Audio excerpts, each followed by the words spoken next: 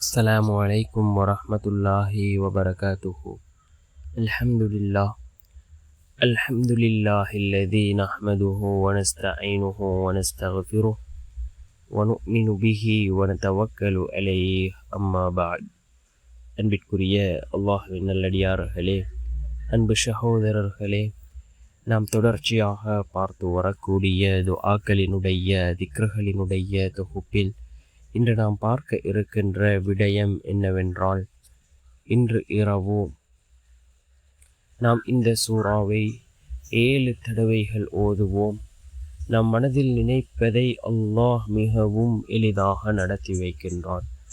அதே போன்று நம்முடைய எல்லா நிலைமைகளையும் அல்லாஹ் சீர்படுத்தி தருகின்றான். அப்படிப்பட்ட மிகச்சிறந்த ஒரு சூறாவை தான் நாம் இன்றைய வீடியோவில் பார்க்க இருக்கின்றோம். அன்பார்ந்த சகோதரர்களே, அல்லாஹ்வின் நல்லடியார்களே, அல் குர்ஆனிலே 114 சூறாக்கள் இருக்கின்றது. ஒவ்வொரு சூறாக்களுக்கும் ஒவ்வொரு விதமான சிறப்புகளை ரசூலுல்லாஹி ஸல்லல்லாஹு அலைஹி வஸல்லம் அவர்கள் கூறியிருக்கிறார்கள். அல் குர்ஆனிலே இருக்கக்கூடிய மிக முக்கியமான ஒரு சூறா.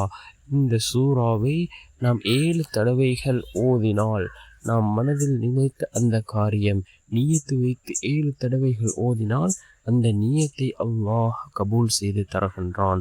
அந்த நியத்திற்குரிய பலனை அல்லாஹ் நமக்கு வழங்குகின்றான்.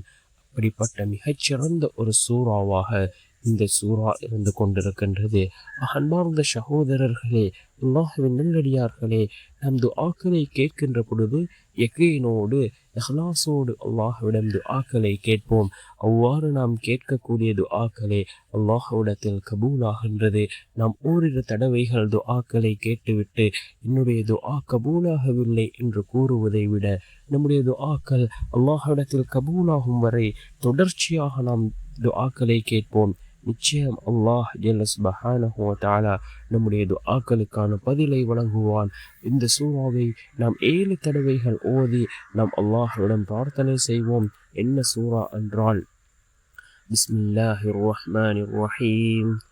அலம் தர கைஃப ஃபஅல ரப்புக பி அஸ்ஹாபில் ஃபீல் அலம் யஜ்அல் கைதஹும் ஃபீ தضلீல் وأرسل عليهم طيرا أبابيل ترميهم بحجارة من سجيل فجعلهم كعصف مأكول என்று வரக்கூடிய இந்த சூறாவை நாம் 7 தடவைகள் ஓதி அல்லாஹ்விடம் பிரார்த்தனை செய்வோம்.